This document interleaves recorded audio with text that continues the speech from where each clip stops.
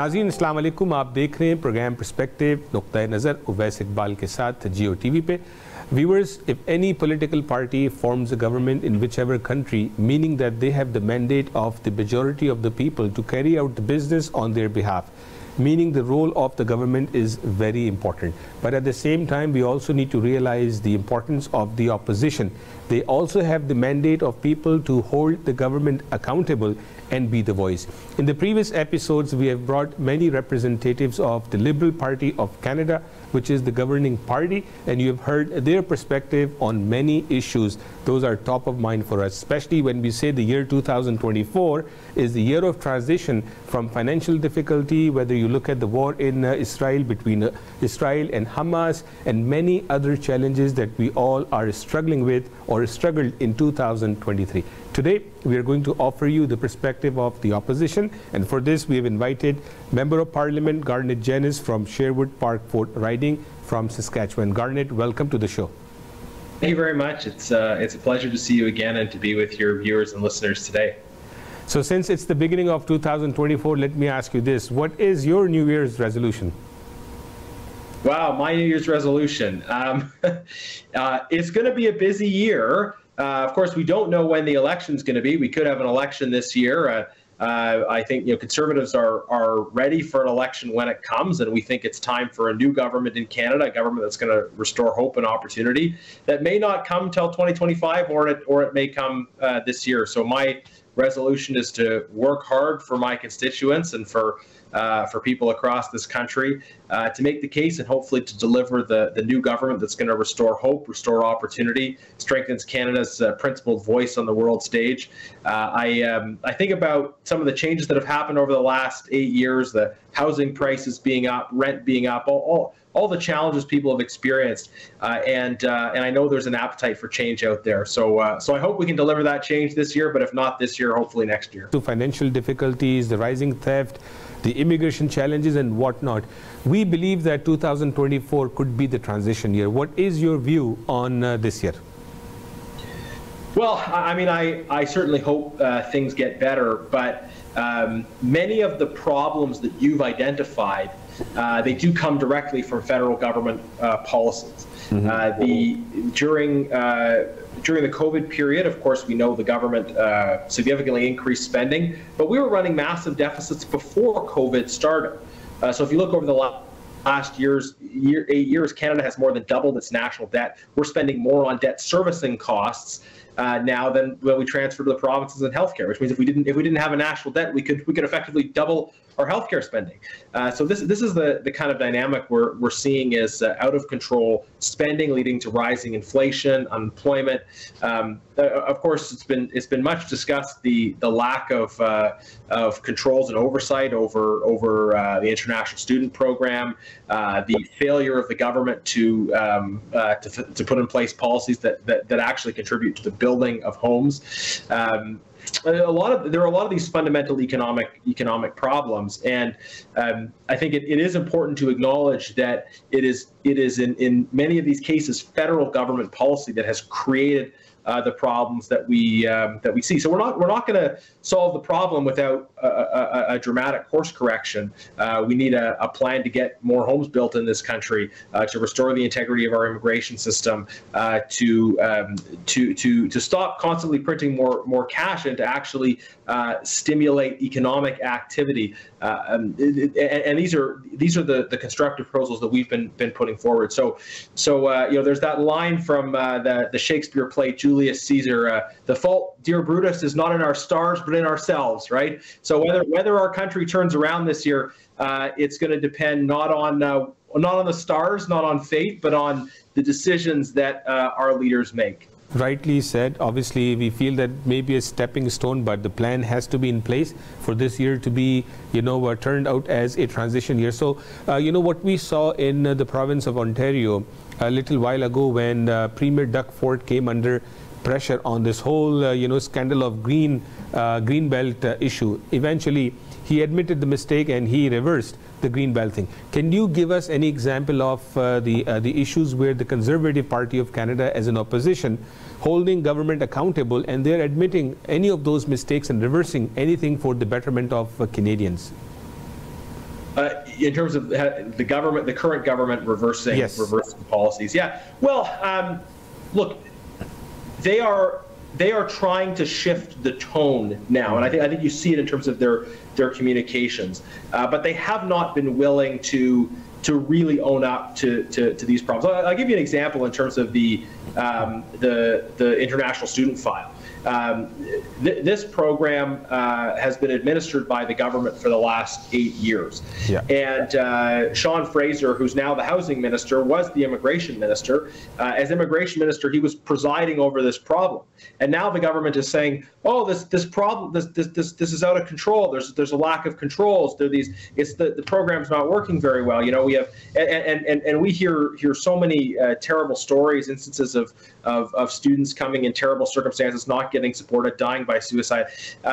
So the government says, oh, there's a problem, but they never actually acknowledge that they're the ones causing the problem. They say, oh my goodness, there's a problem. You know, Canadians are struggling with affordability. There's not enough homes.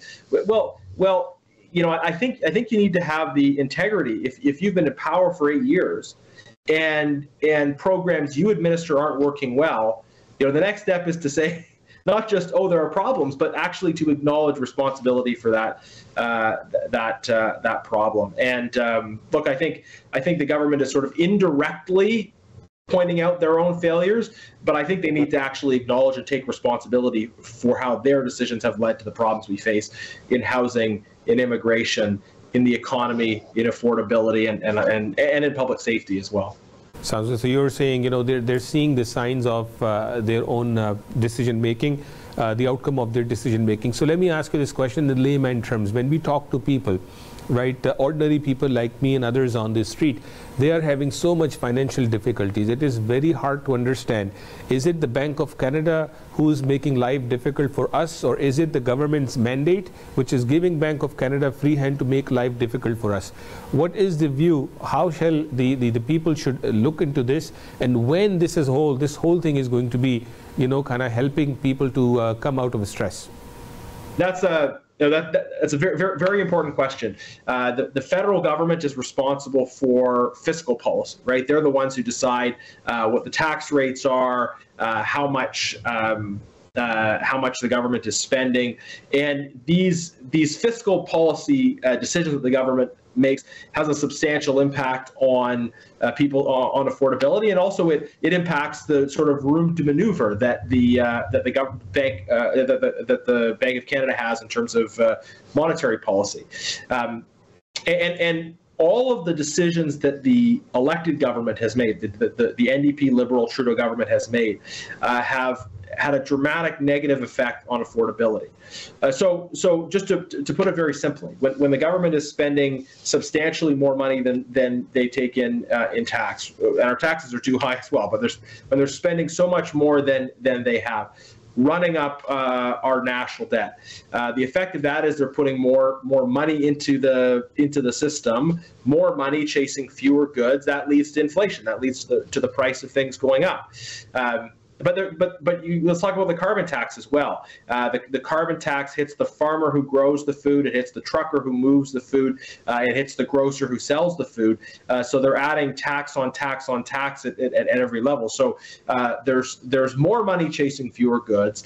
There's higher taxes on the goods we buy, and these things are all making everything more expensive. And on the housing side, of course, you know, all the factors that are driving inflation overall, but especially then the lack of home supply. So these things added up are making life less affordable. And these are policy decisions of the NDP Liberal federal government. And again, our view is that they need to be held accountable for that, and that we need a new government that is going to control inflation, axe the tax, and get more homes built. We are going to take a quick break here, and once we come back from the break, we'll continue our conversation, and we will ask what is the position of the Conservative Party of Canada as it stands today when it comes to the war between Israel and Hamas in Gaza and many other issues that are top of mind for you. So please stay with us after this break. Welcome back. Thank you so much for staying with us after the break. We're talking to a Member of Parliament from Conservative Party of Canada, Garnet Janice, and we are giving you the perspective of the opposition, as we have brought many perspectives from the Government of Canada, which is the Liberal Party of Canada. Garnet, what is easy? Is it easy to be in opposition, or is it easy to be in the government? Well, you know, this is not an easy job either way. But look, I have only ever been elected in opposition. I've been a political staff member in government. So obviously, the reason people get into politics is so that they can shape the direction of the country, and you have more influence over that direction when you're in government. That's where everybody wants to end up. But it is an honor to be able to serve in this role, whatever side, and in a minority parliament, you can move some things forward from time to time. There have been it doesn't happen often, but there have been some bills even where the opposition parties have come together and force something that the government doesn't want. So you know, we can. There's pros and cons to every position.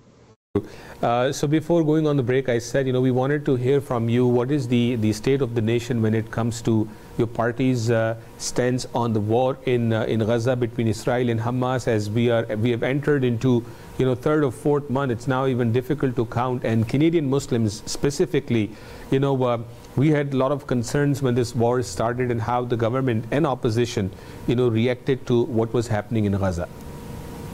Yeah, no, thank you for the question. I know this is top of mind for many people. And let me say a few things about setting the context, and if you know, if I miss any piece of it that you want to feel free to follow up. But so a few years ago, we saw this emerging kind of momentum around peace between some of the Muslim Arab states and Israel, the Abraham Accords. And I think there was a lot of hope around that process. And even prior to October 7th, the discussions that were purportedly going on between Israel and Saudi Arabia, and some people I think make the mistake of thinking there's some inevitability of conflict here. I don't believe that at all. I think we have seen a lot of progress, and hopefully we'll see continuing progress in terms of collaboration and peacemaking between Israel and its neighbors. And of course that needs to include a final status agreement between Israelis and Palestinians, a two-state solution. That's something obviously we support and we hope for. So this is the context. And look, we have taken the position that it is critically important that the hostages be released. It is right and legitimate for Israel to seek to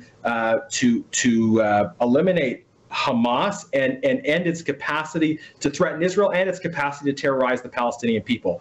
What I hope for will come out of this is negotiations for a two-state solution, for a Palestinian state that is democratic, where the Palestinian people can actually choose their own leaders, because they haven't had the opportunity to do that in either the Gaza Strip or the West Bank.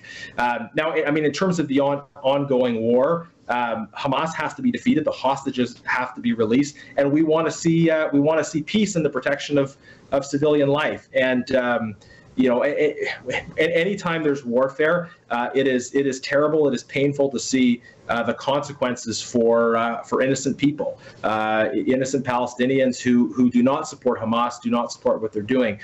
So look, I don't have all the answers, but what we want to see is the elimination of Hamas, a two-state solution where Palestinians can elect their own leaders, and we want to see peace come out of it. So you know, this is where we are. Obviously, the images are very painful, but and we hope that Hamas will be defeated, and there will be a peace agreement that can emerge between Israelis and Palestinians. So, Garnet, thank you for detailed, context and explanation of your position, your party's position. What is difficult for the people to understand when we talk to them is the whole notion of that why Canada and our Canadian politicians are not rallying behind the ceasefire. You said, Hamas has to be eliminated and hostages has to be released, right? But at a cost of what? At a cost of X unlimited people should die in Gaza? What is we're thinking here? Yeah, so I mean, let's distinguish though between those who are calling for an immediate ceasefire and the desire to have a long-term permanent peace, right? Of course, we want to see peace. We want to see an end to violence. There was a ceasefire though on October 6th, right? And that ceasefire, the conditions that were in place prior to that were that Hamas had complete control of the Gaza Strip, and they were using resources to really try to mobilize. They weren't using resources to support the Palestinian people, but they were trying to direct resources to mobilize to attack Israel. So I think that the concern with the idea of let's just have an immediate ceasefire is that leaves in place Hamas in a position to control the Gaza Strip, to marshal and prepare for further attacks. So, I think all of us want to get to this idea of a durable peace. I think the question is, does an immediate ceasefire now lead to that, or do we need to see first the emergence of a different form of political leadership in Gaza that can actually be focused on the well-being of the Palestinian people? And again, just to underline this, and I think many people know this, that the Hamas leadership, they're not even in the Gaza Strip, right? They're off in other places. They're directing operations to try to maximize and use the suffering of the Palestinian people, and they're not even there as part of it. So the Palestinian people, I think they need to be able to democratically elect their own leaders, and then that can provide the basis for, I think, inevitably the difficult conversation, but the conversation that needs to happen between elected Israeli leaders and elected Palestinian leaders to talk about what a final status agreement would look like. Yeah, thank you for offering your perspective on this, and we hope that this whole thing stops as soon as possible, and Canadians don't get any further divided when it comes to this issue. Towards the end, Garnet, what I would ask is, the interaction with the Canadian Muslims, with Canadian Muslims and the Conservative Party of Canada, we see that it's improving, it's increasing, and we just recently saw Ishaq Mohammed became the candidate of Conservative Party of Canada from the riding of Mississauga Centre. What do you have to say about that? Well, congratulations to Ishaq. He's someone that I know very well and have known for a long time, and of course he's been playing this critical role, working to build bridges between our party and the Muslim community. And I'll say this about the relationship, right? I think people understand that they're never going to agree with any political party 100%, right? There was a former mayor of New York who said, if you agree with me on 9 of 12 issues, vote for me. If you agree with me on 12 of 12 issues, go see a psychiatrist, right? So people aren't going to agree necessarily 100%. But I think in terms of values, in terms of commitment to the role of faith in our national life, to the importance of strong families, of parental rights, of parents being involved in the lives of their children, the importance of freedom, the importance of strong communities, the economic issues, the public safety issues. There is so much alignment. So on issues where there may be points of disagreement, we're keen to talk more and listen more and understand each other better. But I think there is a lot of alignment, and there's a growing and strengthening of the relationship between the Conservative Party and the Muslim community. And I invite people to get involved, to come out. Just this weekend, I'm coming to Toronto, and I'm doing some town halls focused on Bill S-210. It's a bill about protecting children from exposure to sexual images. I know this is something that's important to the Muslim community is parental rights, protecting children from some of those influences. So a lot of areas of alignment, and Ishaq's got a critical role to play, and our leader's been so involved personally in building this relationship as well. So I think it is an exciting time for that relationship. Excellent. Thank you so much, Garnet, for giving us your time this evening. Thank you so much for the opportunity. Great to see you. नाज़रीन, आपने देखा आज हमारी कोशिश थी कि आपको जो ऑपोजिशन का पर्सपेक्टिव है वो आप तक पहुंचाएं कि जहां गवर्नमेंट को हम जिम्मेदार ठहराते हैं वहीं हमारा रोल है कि हम ऑपोजिशन को भी जिम्मेदार ठहराएं कि वो क्यों नहीं हुकूमत को उस लिहाज से अकाउंटेबल ठहरा रहे। सिर्फ पॉइंट स्कोरिंग से काम नहीं चलेगा, यकीनन मेरी और आपकी आवाज़ बनना पड़ेगा। कनाडा में बढ़ती हुई महंगाई, न सिर्फ महंगाई बल्कि जो चोरियों की वारदातें और गाड़ियों के छीनने की वारदातें जो हो रही हैं, और बहुत सारे मसाइल हैं, फाइनेंशियल स्ट्रेस है जिससे हम गुजर रहे हैं। नाज़रीन, हमारा जो काम है, आपका और मेरी जो जिम्मेदारी है, वो सियासी अमल का हिस्सा बनना है। आपको अपनी वॉइस उठानी पड़ेगी, अपने मेंबर ऑफ पार्लियामेंट से जाके बात करनी पड़ेगी, अदरवाइज़ वो डिसीजन मेरे और आपके बिहाफ पे सिर्फ दिए हुए वोट को लेके बना देंगे, लेकिन ऑन गोइंग वॉइस मेरी और आपकी अगर उन तक नहीं पहुँचेगी तो शायद जो है वो डिसीजन मुझसे और आपसे पूछे बगैर ही हो जाएंगे और बाद में आप और मैं मुश्किल का शिकार रहेंगे। नाज़रीन, अपना ख्याल रखिएगा। अगले हफ्ते आपसे फिर मुलाकात होगी। अस्सलाम वालेकुम।